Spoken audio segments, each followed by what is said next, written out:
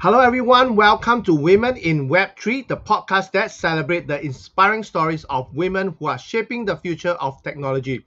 I'm your host, Kenneth Chu, and in each episode, we dive into the world of Web3 and explore the incredible work being done by women in blockchain, NFT, metaverse, and much more.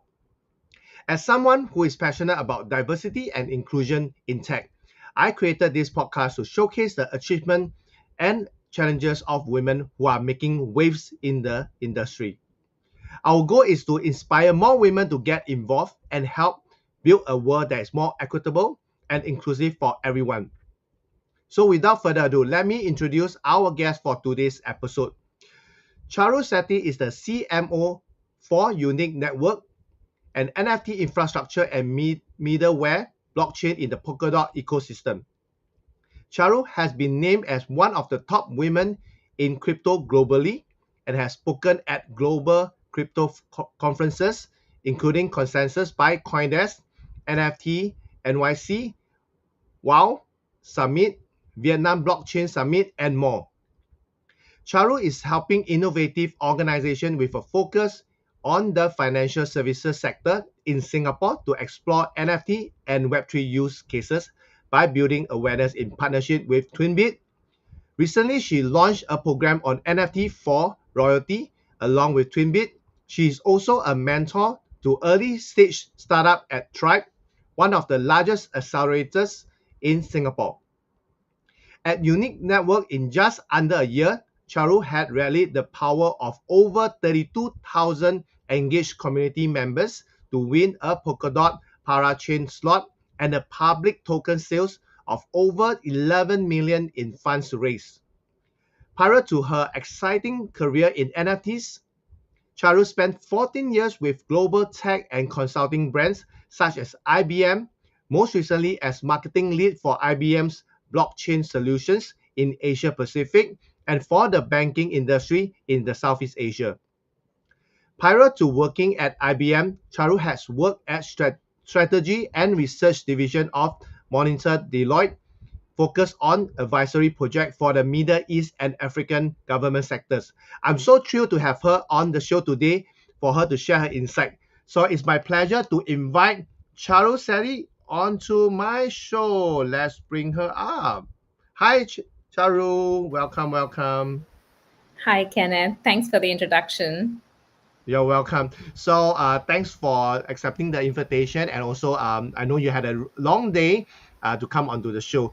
So before we start, right, in fact, there's a tradition that every guest get to ask to post the question of the day to the next guest. So are you ready to answer the question of the day posted by the previous guest before we can officially start the show? Yes, sure. Let's do it. Okay. So the question of the day posted by the previous guest is, what is your recent challenge that you have overcome? So if you need some time to think about it, you let me know, or you already have the answer for it.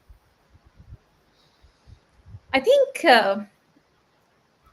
my immediate response are challenges are every day. And given when you're working in such a dynamic industry that new things are flowing in at a very high speed, things are changing fast, and the market sentiment is not in your favor. So you're posed with new challenges every day.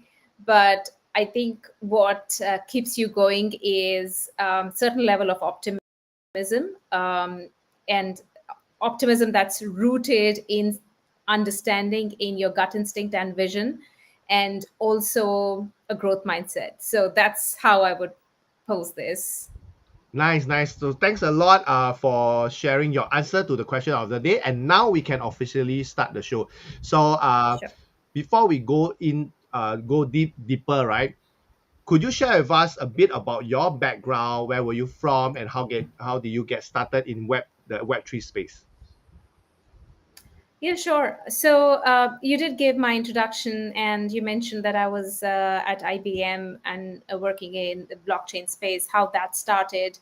So I was obviously in tech marketing, and we started to, in fact, I just through connections in with friends and colleagues, I found out that there was a presentation being built that was called Blockchain Explained back in 2015. And so what I did was I started to bring that awareness and knowledge to our account-based marketing workshops for large clients at IBM, especially in the financial services sector. And that sort of got me interested in the technology. At that time, it was something very new, very revolutionary, very simple to understand as well back then, the concept of distributed ledger technology and what that could mean for the enterprise segment. And that led to me accepting the role for the marketing lead for Asia Pacific for IBM. And yeah, since then I have been focused in this space. Then in 2020 there was a lot more excitement in the Web3, in the crypto space outside of IBM, and I couldn't resist that, so I left IBM in the end of 2020 and joined the whole crypto startup space early 2021. And yeah, rest is history. Wow. So what made you, because you say that you could not resist and you left IBM. So what was that thing that attracted you, especially in the crypto space and in the Web3 space? Yeah, I think what we were doing at IBM with blockchain was something very substantial, very important, and yet it was being built at a pace that worked for enterprise clients, because they were not at that point in time very open to a decentralized solution, an open solution, a transparent solution, because then they have to abide by privacy and other regulations in their for their respective industries. But what I saw, the kind of solutions I saw building outside of IBM at the speed of innovation, I think that was something that made me decide that I wanted to go with that speed of innovation and participate in it and learn at a much faster pace. I think the curiosity and the learning side really interested me, and plus the I think growth mindset is very important. I found that that offered opportunities to grow individually and as a professional, and that's why I made that move. Wow. So so all the while have you been always been attracted? Let me, since young were you attracted to tech, gadgets and stuff like that? I was always attracted to new Mm. things, new, and I was always curious growing up. So yeah, and also I always realized that it's sort of now or never. The Sometimes when you are thinking too hard about making decisions, it just helps to understand that the moment is now, and you make that decision and then take certain leap of faith. So I think, yeah, that has been a pattern in my decision making, and I wouldn't say every decision was was Mhm. correct leading up to here, but yeah, that definitely gave me either good results or good learning Mm. experiences. It seems that you are taking a lot of things very optimistic. Like if even like just now before we start, right?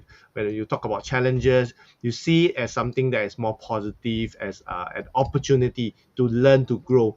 So that is, I think, because that also set me curious. Like, is this something that you is since young you were already like that? You talk about curiosity and all that. So now I get to know more about you, about what kind of character you really is, because we hardly got really a time. Even you attend the last event that I organized, because I'm still organizing, so there wasn't any really chance and time to really have deep Yeah. conversation to understand you more. So thank you for sharing a little background about you yourself, and also for this Women in Web3 podcast, right? I have this desire to hear from all the guests, right, that invited onto my podcast. That this question that I really would want to ask you also, which is, why did you accept my invitation to be my guest on the Women in Web3 podcast, and it's hosted by a man. So I just want to hear from you, because we haven't got the chance to talk about it. I want to hear why do you accept, especially running a podcast named Women in Web3 by a man? So I think bringing more women to Web3 is a very important initiative, and I'm actually grateful to anyone who's driving these initiatives, including you. When we met, you actually passed on a book that you Mm, had written, which is called Mother Industrialist. yes. And so I do like and appreciate your focus on bringing more women into newer technologies, newer spaces, encouraging entrepreneurship amongst them, acknowledging that there are challenges, and then providing them the right platforms, education, and encouragement. So those are the things I think are very important, and I am happy to support where I can. So that's why I think I attended your event, and I'm here today. And but thanks for giving me this opportunity as well. Thanks a lot. Thanks for sharing all that, and that really make me understand that that all this thing is a build up to you accepting, because you get to know that I'm doing all this, not just like starting out from nowhere, right? So I've been doing this for a while already, for at least 6 years.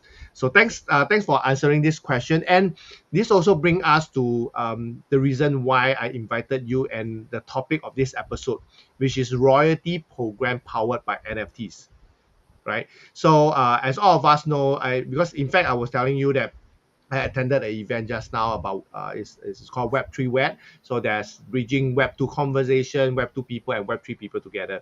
And when I introduced myself, I'm running a Web3 company, a marketing technology company about NFT. And the Web2 people will start, oh, it's NFT dead. So that is also something that both of us was talking about it. So given the current cryptocurrency, crypto market condition, right? Do you think, in your personal point of view, right? Do you think that NFT are dead? If not, what are the use cases that will find the road ahead? Yeah. What's your thought? Yeah, I think it's an interesting question. It's an important question to address, especially that a lot of people had committed their time, investment, resources into NFTs. People like me have dedicated their careers to it. So it's an important question to ask given the market conditions. And it's, um, it's understandable that we feel this way because the whatever we've known and understood of NFTs so far in the last 2 years has only been driven by news and events around speculative sales of NFTs. And all of the numbers that we saw 2 years ago, NFTs, people NFT selling for $69 million, musicians making anywhere in the range of $6 million to $11 million, all of that was great. And it eventually gave creators direct access to be able to monetize their content, and which is all wonderful. However, it was largely driven by speculation, which means that, oh, I'll buy this today and maybe flip it around tomorrow for 10x, right? And then what that it did a great deal good to the creator economy, to the artists, but it's somewhere sort of didn't bring to highlight the key tenets of NFTs, and which is uh, complete proof of ownership, transparency, and decentralization, right? And we have forgotten to talk about those elements as key criteria, given the fraud that clouded this whole market and the industry. And now, when that's disappearing, we are forced to see what else is there, right? And one of the interesting things is that very simple example that I experienced. I have many playlists on Spotify, right, that I've saved, which I listen to. Some are music for the gym, music for walks. Some are podcasts. Some are more sort of meditation mantras and so on, right? And so I had a playlist on meditation mantras. And if you are a regular user of Spotify, you'll know that a few months ago they just removed a whole lot of songs from the app, right? They just removed it. And while I was paying for the subscription, I had no ownership of the songs or playlists that I created or curated for myself. And so even though I'm a paying customer, my I don't have any ownership of the content I curate or create, right? I mean, and there is no ownership, even the creators don't have any ownership. And then I had to really look hard for that. Then I realized that, okay, I really, if I need to protect the song, I need the CD, right? The actual physical CD. And I could only find that in Amazon US. So I had to go through the hoops to secure that. Now, this is just a song in my playlist, which thankfully I was able to find a CD for. But they that's where ownership is so important. And those are the principles when we start translating, when we start thinking of NFTs as digital assets that you own. They may not be an artist's creation. Then you start to realize that it is important to have full ownership of assets, and those things can only be created through NFTs and blockchains. So I feel that while the speculative side of market is not at its peak now, it's pretty low, but there are still various use cases and interesting opportunities to work on NFT in the future, and that's where we need to move. So I'll pause here to see if you have more questions on that. Yeah. So for that, right, because since you are already in the NFT space, I think for a lot of people, like you mentioned about the speculation and then about the use cases. In fact, there's still a lot of things that's not covered or even educate. So maybe since you are in the space, could you explain to the audience a few basic concepts and also how the industry has evolved in the last 2 years? Because we know that the investment part, the speculation part, the value, the NFT for creators and all that, that has um, that has kind of died down as of now. So what has happened in the last 2 years? Because I myself, I'm in the space. I know there are some behind the scenes that people are developing something in NFT, because NFT for the speculation for investment is just a very small part of what NFT can do. So maybe you can share with the audience a few basic concepts. Yeah, sure. So I mean, NFTs, as we've seen before, and I said that there were a lot of artists and creators who created tokenized assets or tokenized representation of their art. And NFTs are really non fungible tokens, right? Which means they are unique digital assets that cannot be exchanged. They're not. One asset is not similar to the other asset, right? While fungible tokens are like currency, $100 bill is the same as the other $100 bill, the value it holds. But for a non fungible token, could be something like your customized car is not the same as somebody else's customized car, right? So those are non fungible tokens or unique digital assets. And that in the last 2 years, we've seen that the whole creator economy has leveraged this technology to be able to drive um, massive amounts of revenue for their creation, and also at the same time prove the ownership that it is theirs. And then the element about royalties, which became very important also, is about when an artist creates a piece of art and sells it in the primary market, they get that revenue. But if royalties are attached to that NFTs, they get revenue based on every secondary sale as well. And we have seen that some of the big companies have utilized that in the last 2 years really well. And one example there is Nike. So, and this is where I would also like to start talking about what are the future use cases, right? And so NFTs, so Nike, what they did was they created a community, and they dropped one NFT for sale, right? So I mean, they dropped a collection of 10,000 so for sale, and what the community did, now Nike has global presence. So the 170 countries, participants from 170 countries were able to access this campaign. So they dropped these NFTs, and they were sort of sold out. And based on this NFT, what they did was they created a community of their fan base, or a community of their customers, because each of these customers had paid $100 to buy that NFT, and this was the NFT of a shoe. And then what they did was they engaged, kept the community engaged by dropping some free NFTs, and they also dropped a blank shoe NFT, which the community could co-create. Right? They could use their own creativity and design the shoe as is. A, a shoe, and which shoe late this shoe later was redeemable for a real life physical shoe, right?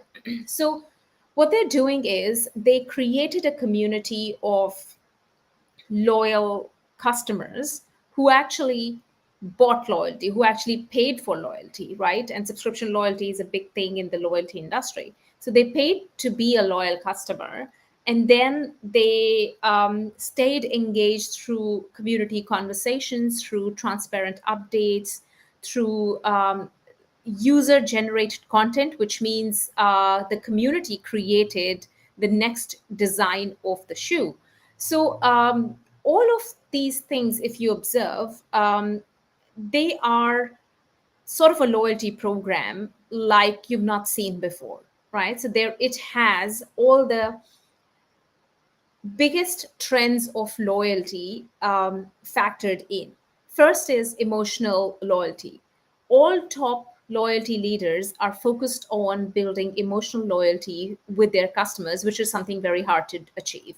They are, it's very hard to build transactional loyalty by giving discounts or vouchers or codes, but to build emotional loyalty requires building a stakeholder kind of relationship, right? So by buying the NFT, the shoe NFT, the Nike customers had a stakeholder sort of relationship because they knew that they could make money off that. They could flip that NFT and make money off that. So that's sort of, they're emotionally invested in the success of the brand.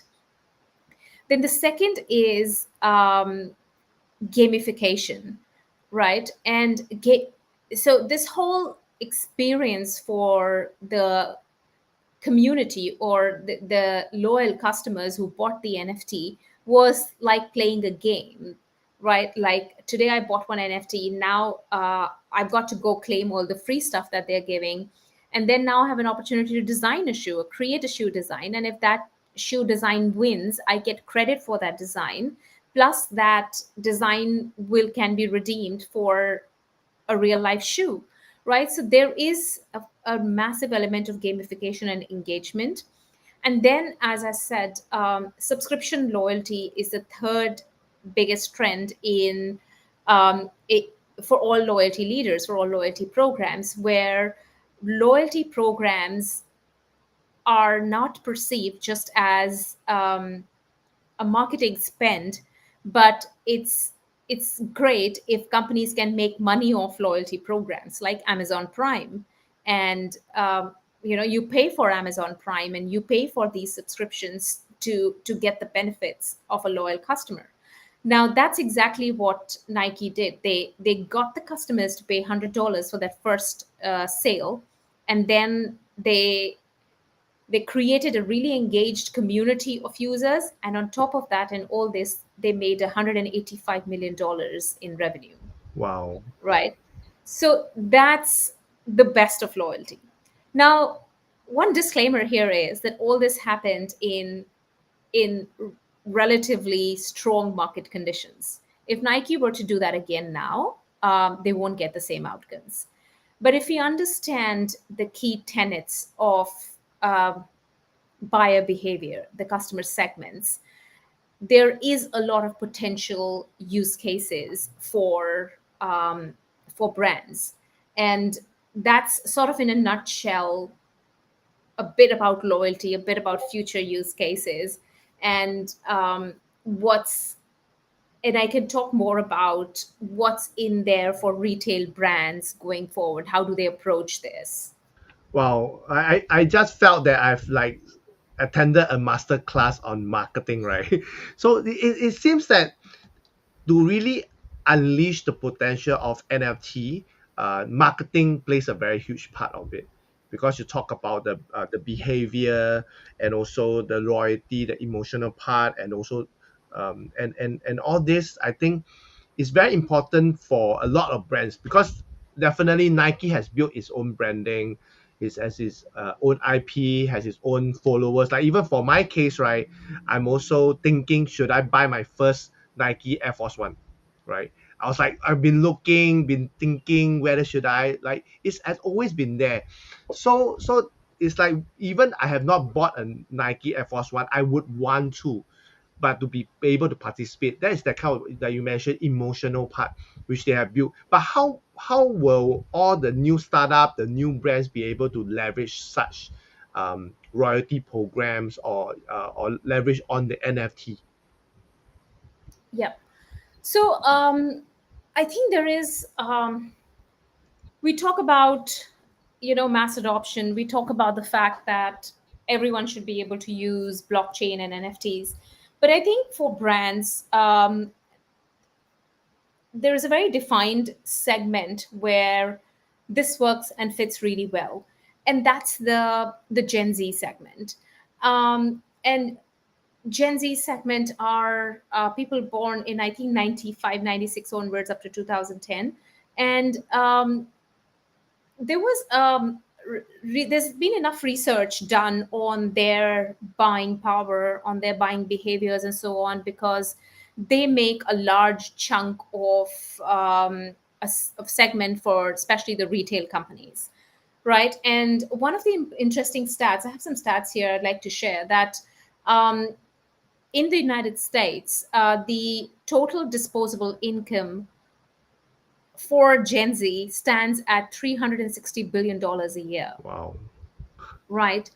And this is the age group 16 to 23 years old who generate this income. This is, like income after tax, disposable income, through full-time, part-time engagements, or parental, some part of parental support as well. And 43% of the Gen Z surveyed said that they have, in addition to their full time or part time jobs, they have a side hustle as well, right? And this side hustle doesn't include part time jobs like food delivery, pizza delivery, McDonald's, working at McDonald's, and other things like that. Side hustle really means things like um, being micro influencers, being bloggers, being YouTuber. something they Gen Z calls like flipping on Amazon, flipping goods on Amazon, or creating new jewelry and selling it online. So those are the kind of entrepreneurial side hustles that are adding an addition of $40 billion to the disposable income, right? And now, there was another interesting stat, which may not apply for our generation, but the interesting stat was they save one third of their salary for investment and basic savings, right? Which is something that indicates that they are making a lot of money. And out of that 30%, there's a combined of 19% that they invest in stock market and NFTs, right? So these are some stats that are important to note, and the biggest one is their sort of disposable income, right? So obviously, this becomes a segment that's very important for marketing teams, branding teams, and sales teams for any retail brand. These can't go ignored. There is massive opportunity there. And then, if you combine this with the buying behavior, what are the things that they value the most, right? If what they value the most is the Gen Z buying behavior are ethics, transparency, open communication, and trust. right? These are all research findings. These are sort of their buying behaviors. They make decisions based on these fundamental principles. Now, so what does it even mean, like transparency and trust and authenticity, right? This means that the brands are communicating with them in a more genuine way. They do not want to see very fancy and polished advertisements, but they'd rather rely on TikTok videos on social media. They'd rather rely on word of mouth through their friends. They'd rather rely on social media recommendations to make buying decisions. And so that's the authenticity in communication that they're seeking from the brands. And then transparency. And that's something that transparency and trust, they sort of go together, which means that this segment wants to receive clear and open communication from the brands. And even if they make mistakes, even if the brands make mistakes, Gen Z is found to be more forgiving and understanding as long as they are transparent, right?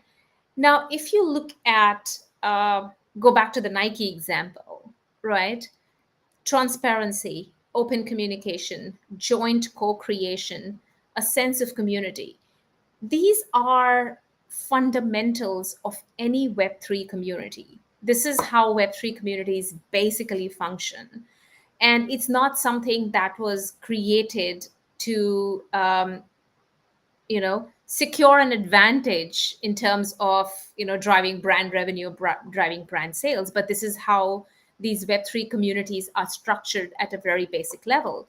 um, all conversation about the roadmaps of projects, and this is how we work every day. um, any release that we are planning, any product launches we are planning, we share ahead of time with the community, get their feedback. And these technologies are so new that we know we can't get it right all the time. So we seek and rely on community feedback a lot. And those are the things that are very much built by design into Web3 communities, are what the Gen Z as a buyer segment is looking for in brands.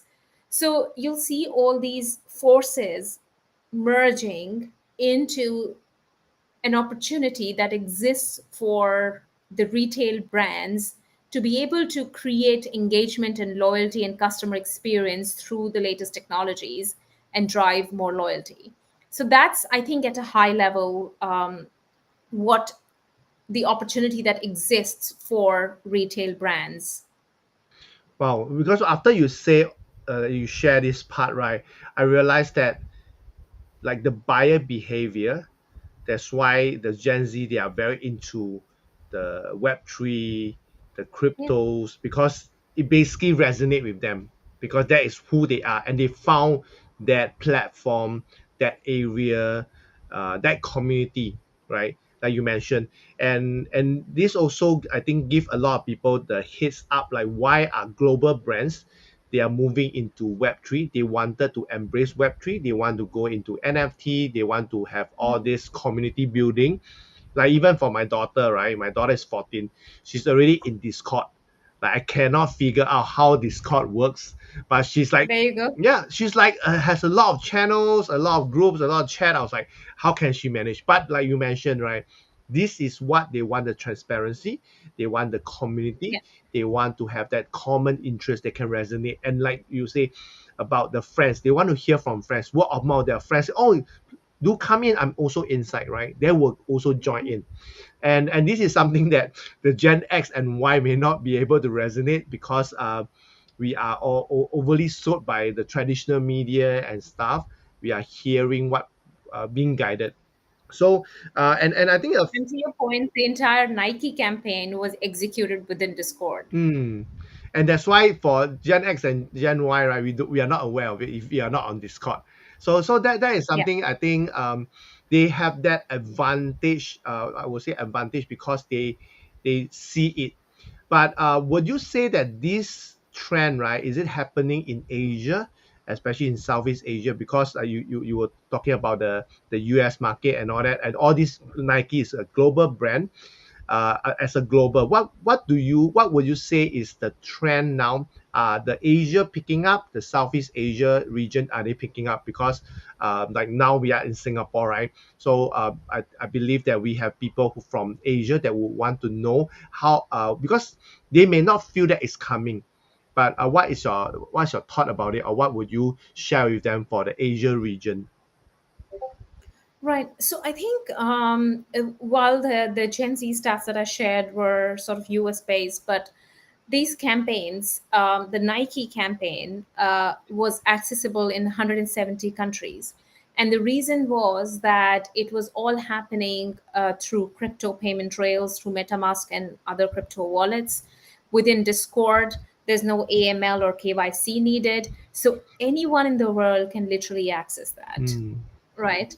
And the interesting thing about Asia is that, and that's something that I have seen when we run campaigns, we see a lot of adoption in Asian markets and developing markets, I would say, right? Because there's a lot more time and energy that people will be willing to invest, or the communities will be willing to invest for, um, in return for smaller gains, right? A few dollars, a $50, $100, they would do a lot more compared to people from, or community members from, more advanced economies, right? So I guess that picks a lot of adoption from emerging and developing countries. And in Asia, Asia is a very interesting market, very promising market, because the largest crypto communities are based in Asia, and each country in Asia has very different characteristics.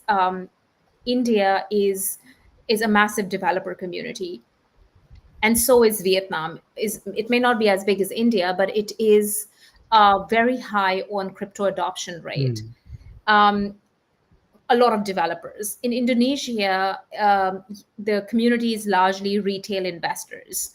In the Philippines, the community is very heavily focused on Web3 gaming, and that became obvious through Axie Infinity's success, right? So Asia has a very high adoption rate, and willingness to invest time and energy in understanding and using the technology, especially by the younger generation.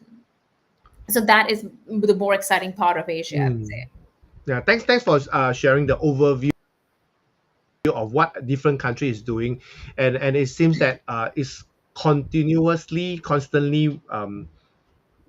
doing and moving ahead.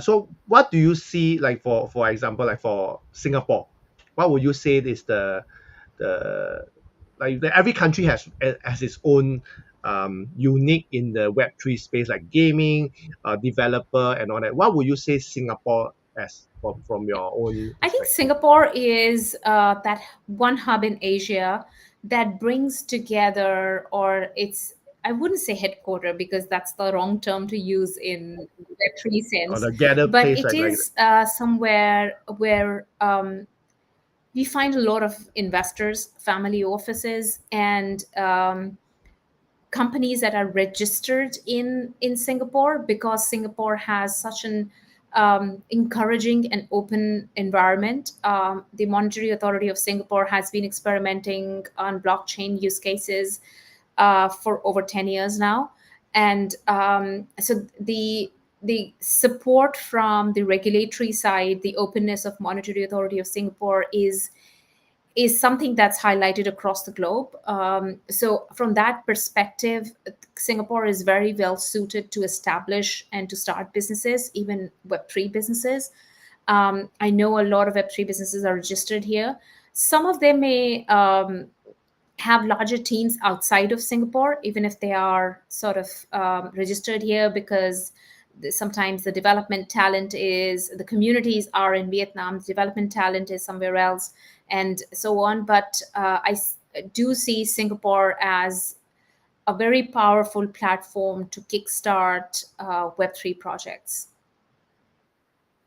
wow, because when you say that, right, it seems like the finances, the Yes. infrastructure, the openness, and also and also because it's more or less like the center of Asia, right? Especially Southeast Asia, you talk about like India, Vietnam, Indonesia, Philippines. Like Singapore is like a center point for all of them together at one, and then because of the infrastructure and the readiness, and also a lot of companies they register their company here, so it's more or less the place for them to gather. Like upcoming in September, we will be having the token 2049. It seems that everybody from all around Asia is coming, or all around the world is gathering over here. It seems to be going to be a big party, big gathering for everyone. Like I'm meeting some of the guests, some one of them from Seoul, from Korea, that's coming, and I'm gonna meet her in person. So it's very, very interesting. Like you mentioned, Singapore seems to be like the hub for people to start up and stuff like that. So thanks a lot for sharing the whole overview. I think this is really a very um, a big golden nugget that everybody can take away, especially for those who are new, and also having such insights from market insight from you. So now, what would you say would be the NFT capability that is needed for new use cases? Because like you already mentioned some of it, right? What will be the future use cases, or what will we see NFT evolving in the next 1 to 2 years or 2 to 3 Yeah. years?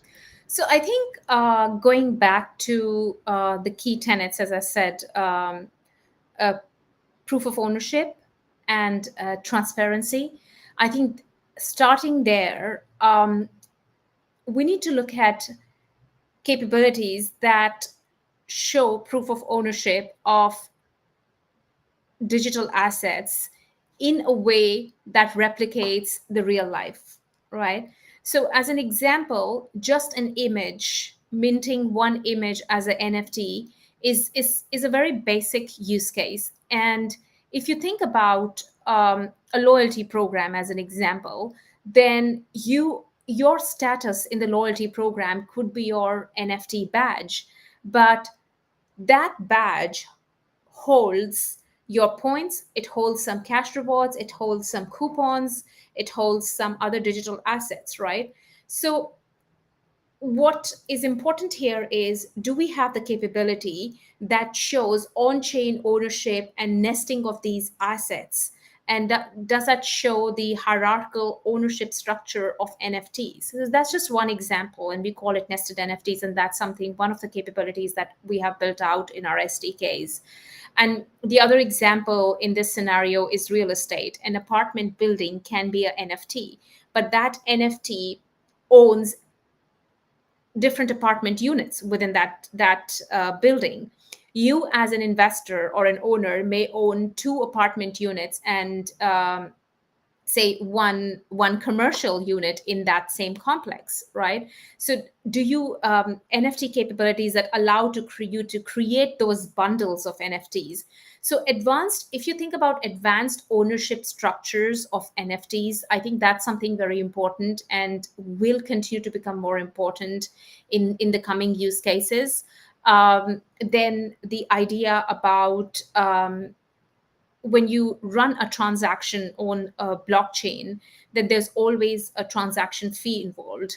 But as a developer, as a company, if you're able to sponsor the end user transactions, um, and hide literally blockchain under the hood. So that's the other example of sponsorship of blockchain transactions. So these are some of the capabilities that we at Unique Network have, and there are many more, right? So there are dynamic NFTs, there are customizable NFTs. So all of these things that you think will be required when real life assets are tokenized or represented on blockchain, those are the technologies that are going to become more and more important, and that's where our focus as Unique Network lies.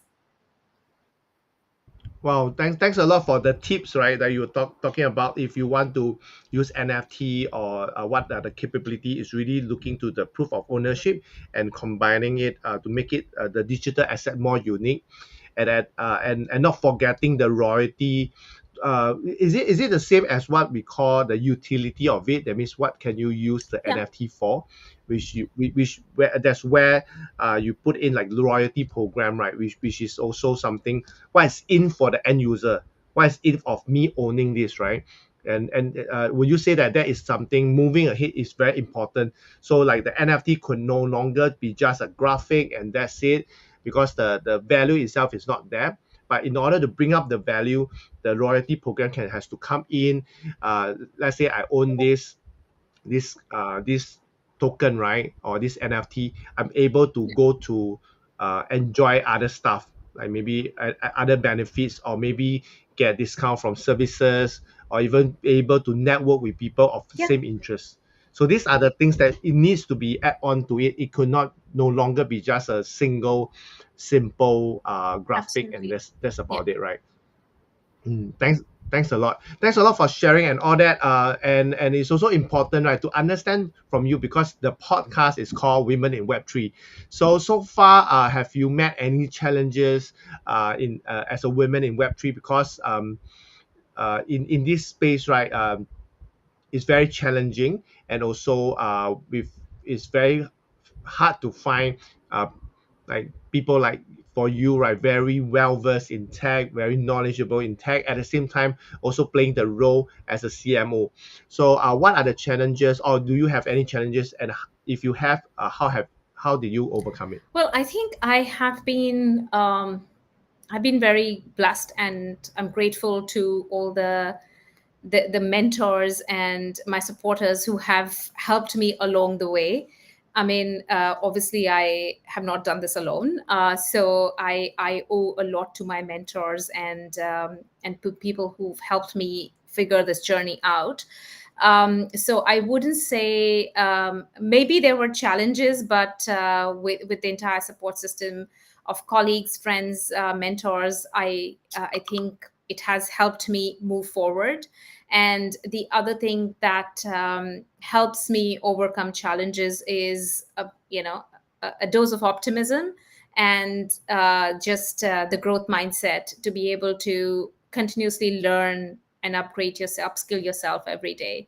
So I guess, yeah, I've just been fortunate and blessed with all the opportunities. Yeah. Well, thanks a lot. Because like with your optimism, right, you are seeing like there's no challenges. In fact, like in the very beginning, you took it as something of growth, of learning, instead of just challenges, and that could be the way of how you overcome it, right? By taking it as a learning, as a growth stage for you to become a better version of yourself. And at the same time, because you have been in the Web 2 space before, right, and then now in Web 3, would you say that there are more opportunity for women in Web 3, because the Web 3 talk about community, talk about diversity and inclusion? Would you say that it's a more welcoming environment, or is it the I, same from your I think experience? so welcoming environment, it depends on you. I would just say that sometimes the space can be intimidating because of how much technology there is and how much there is to learn. It is a steep learning curve for everyone in this space. Everyone has just learned from scratch. Nobody came with pre-existing knowledge of blockchain and cryptocurrencies. So I guess the only uh, it is the space is very open. It's welcoming in a way that there is space and role for everyone based on your skill set. You could be a storyteller, you could be a developer, you could be a marketer, you could be a product person, you could be business development or sales. All skills that are important in Web 2 jobs and normal IT jobs or normal jobs can all be transferred, provided you have the curiosity to learn, you have the grit to keep learning on an everyday basis, because the learning doesn't stop here. And of course, a growth mindset. So those are the three things I would say that are important. And depending on that, the space may feel welcoming or intimidating. Well, thanks a lot for that. The three tips. I think the three takeaways, right, from you on how you can overcome this and also stay ahead although it could be very intimidating. So in that case, right, what would you say, right, the role of a woman in Web3 playing in shaping the future of business and society? So I think we've had this debate 20 years ago in the web 2 space around diversity, around role of women. And what happens in big organizations is there's always a dedicated HR team that's focused on the diversity mission, the diversity mandate, and those have hard metrics attached to it that managers and leaders are supposed to deliver on. So it's very well structured to drive the diversity agenda in the big companies. In small companies and startups, they may not have the resources to invest into initiatives like diversity and openness. But I think it is what I have seen as a mark of good leaders, and some of my mentors I know are role models in that regard, where they push for hiring women, push for encouraging women talent wherever they see it, and I guess that's the way to go. So there is obviously a huge role of women, and I would just say we need more diversity in every sense, because we need different opinions, we need different ways to look at things that come uh, that become very rich when your team is diverse. So diversity is important. I think women, hiring women leaders and women in your team is one part of it, but I value diversity as a bigger umbrella. Thanks a lot. Thanks a lot for sharing that on what do you see the future, which is diversity and not just and also role models, right? I think it's also very important, and that is also the reason why I started Women in Web3 podcast, is so that there are a lot of role models like you being highlighted, being spotlighted, so that other women see, oh, okay, Charu is in tech, is in Web3, she's a CMO, she's doing on the global scale. So they see you, they see that it's possible, and you are basically a very, very good role model for all of them. So time have fly. I really would love to have you to share more and more. So what would you say before we wrap up? What would be your advice for women who are interested in pursuing a career in Web3 or anything to do with Web3? I think don't think too much. Join the Web3 communities, the Web3 events, and meet people with confidence and strength that comes from your existing skill sets, and be very open to learning. Wow, that's I think that the part I like is your existing skill set, because I realized that in Web3, right, whatever skill set you have, right, it can be made Yeah. useful in Web3 regardless. Yeah. So thanks a lot. And how can they get I connected think with you? LinkedIn is the best platform. Mm.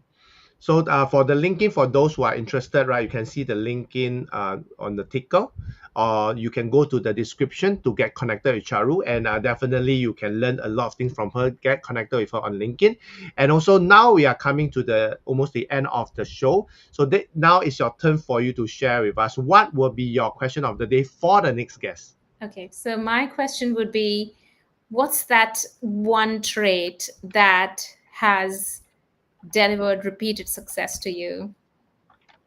One Okay, personality so trait what is that one trait, that that has has delivered repeated success to you. that has delivered repeated success to you? Okay, so let me just repeat again. So what is that one personality? Would Yeah. it be personality trait? Okay, I know why you asked this question because in the very beginning. Okay, so let me just show the question of the day out. Um,